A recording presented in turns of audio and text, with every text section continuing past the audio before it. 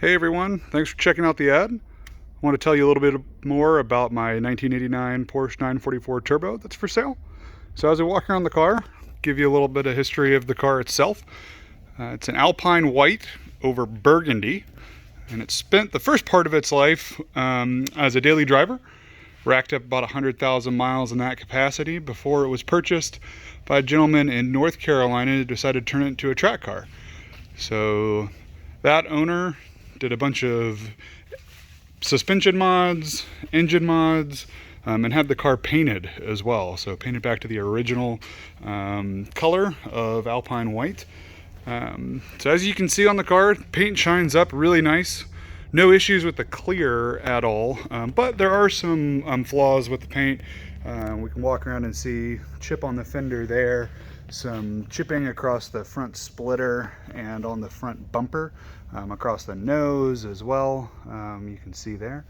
And then as we carry around to the passenger side, you can see that on the leading edge of the fenders, some chips, as well as on the door as well here. And then on the passenger side quarter, the car has some damage on the fender right there. All paint damage. The fender is, the metal is actually just fine. And that little spot right there is actually a spot of dirt. So that's just a little speck there. So no actual sheet metal damage anywhere on the car, except for one spot on the hood that you can see that little dimple right there. So the previous owner told me that during an oil change, he left a wrench on the top of the engine, closed the hood on it, and that left that little dimple in the hood. So I've actually had a paintless dent guy come out and do some work on it. So it's pretty hard to see now. Actually, that dimple is really just the paint that's got a little dimple to it. The sheet metal is actually pretty straight on it. So that's pretty much the only sheet metal damage on the whole car. The rest of it's really, really straight. As far as appearance mods, as you can see, GT Racing front splitter on the car there. It's got the 968 mirrors on both sides, as well as the 968 rear wing on the car. And then the body moldings on the doors have been removed, as well as the rear wiper has been removed and plugged. So you can take a look at that. Other big exterior modification are the wheels. So all the way around, RH 3.6 turbo wheels. So they're 3-piece wheels, 18 by 8 up front and 18 by 10 out back. They have some Dunlop, they have Falcon tires on them right now that were installed back in 2017. Got pretty good life on them. Wheels are in good condition. The driver front has a little bit of curb rash on that wheel there. And then if we walk around to the passenger side, you can see that the rear passenger wheel has got a little bit of rash on it right there. You can just barely make it out on the lip. But other than that, wheels are in really good shape. Car drives on the road real straight, no vibrations or anything, so good there. So other modifications that you can see from the exterior, up front it's got the 993 Big Red brake kit. So rotors and calipers off the 993 Turbo. So it also has a set of Pagid brake pads in it right now that have got probably 40% life left on them. But just one note, if you watch the ride-along video, you'll hear some squealing when I get on the brakes. When the brakes are cold, they definitely squeal and have some noise. So one of the little character traits of the car, if you do any research on the 993 big brake kit, you'll see that if you don't use all factory components when you do that swap, that squealing is pretty common on there. So just know that that's what that is. So it definitely does squeal when it's cold. Does a little better when it heats up, but that is a little character trait of the car. Still has factory 994 turbo brakes on the rear, so those are still factory. And then the car sits much lower than stock, as you can tell. It's got a set of Lita coilovers on it that were installed back in 2006, and as well as it has the M030 sway bars on the car. There's also some poly bushings on the car as well, and so it does have kind of the classic creaking and moaning that a poly bushing car has got. So under rough road conditions, you can hear the suspension, but nothing abnormal. So that's kind of the general outside of the car. If we walk around and start looking on the inside of the car, open up the car, doors open great, no issues there. Seals are all nice on the car on both driver and passenger side. Everything seals up nice and tight. As noted in the ad, the doors and the rear trunk, the hatch, no water penetration there at all, no leaks that I know of. However, on the sunroof, under a heavy rain, you'll get a little bit of dripping going on these corners right here. So just like a drip a minute kind of thing. I don't park the car outside, but if I have to go into a store or something and it's raining outside, if I get caught in the rain, then I will notice some little bit of dripping. So as we go around the inside of the car, driver's side door card in really good shape. You will notice that the map pocket trim was cracked at one point and is missing. So that's about the only damage on that door card there. The rest of it's in really good shape. Windows work fine. One thing to note, the mirrors no longer adjust with the adjustment. The 968 swap, for whatever reason, the automatic or the electronic adjustment is no longer there, so you have to adjust the windows manually. As we look inside the car, again, got that burgundy interior. It's in really nice shape. Looks really good with that alpine white exterior. A couple modifications in here. I added the Momo steering wheel. So Momo wheel with hub adapter. And then I also added an eccentric spacer. So you can see it right here. I'm a taller guy, so that gets the wheel up out of my knees a little bit. That can be removed easily to drop the wheel back down to factory height. The horn works, the turn signals work, so everything works as it should there. The other thing you can see is a Momo shift boot and a Delrin shift knob. Those are connected to a Lindsay Racing short shift kit up front, and then back on the transaxle there's a only 944 shift linkage back there. So shifts are short and crisp, really cleaned up the way the car shifts, which is nice. New set of Lloyd mats in the front, which is nice.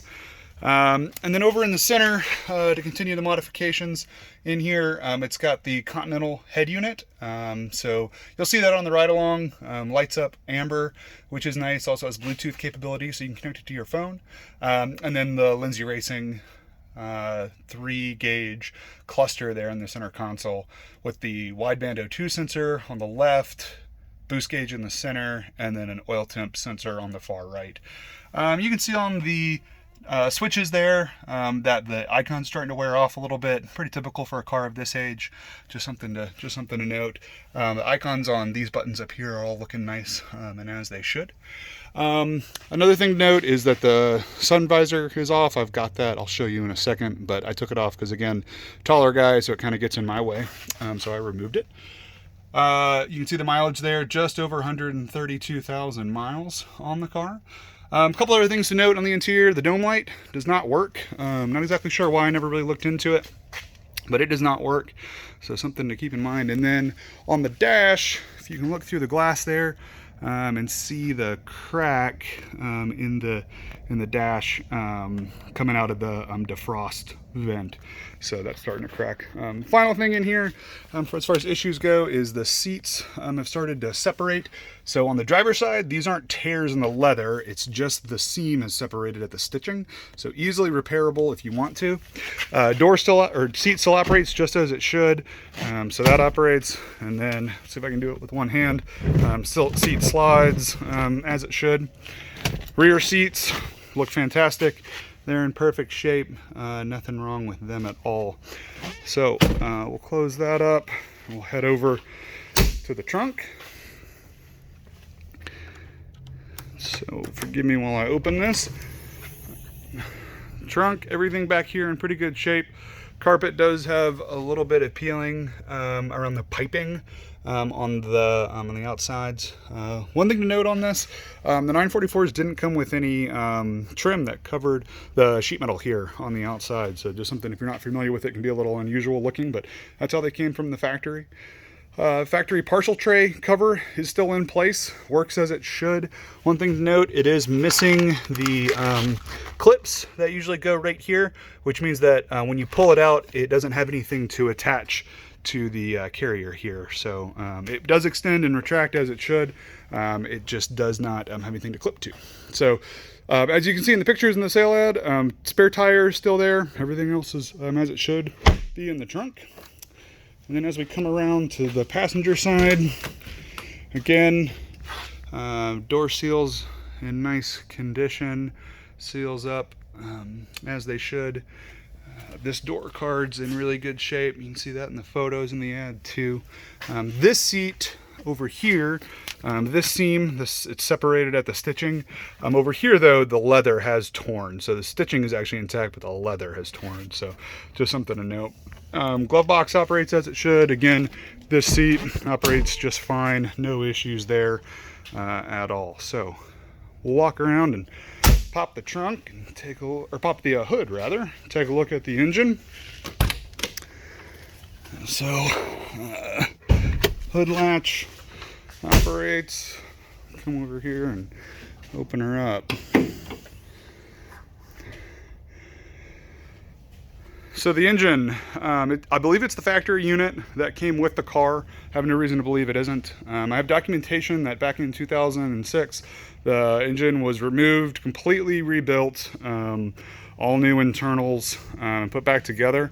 At the same time, it got the Lindsay Racing Super 61 turbo kit, which is a larger turbo. The MAF conversion for the intake side, it's got a different wastegate on it, blow-off valve that's added, 3-inch exhaust from the turbo back, as well as the intercooler couplers for the intercooler piping, and then it has a chip in the computer. So right now it runs right about 19 pounds of boost is what it peaks at. And runs pretty much like a stock car. I mean, it operates just as it should. You can also see the Lita camper plates here as well, so fully adjustable as far as that goes. It does have the strut tower brace as well on there that you can see. And then there is a manual boost controller in the car, so you can see it right there. Again, I run it at about 19 pounds. I believe it can run more boost if you'd like it to on the Lindsay chip that's in the car right now. And with the Lindsay MAF kit that's on there, that is tunable.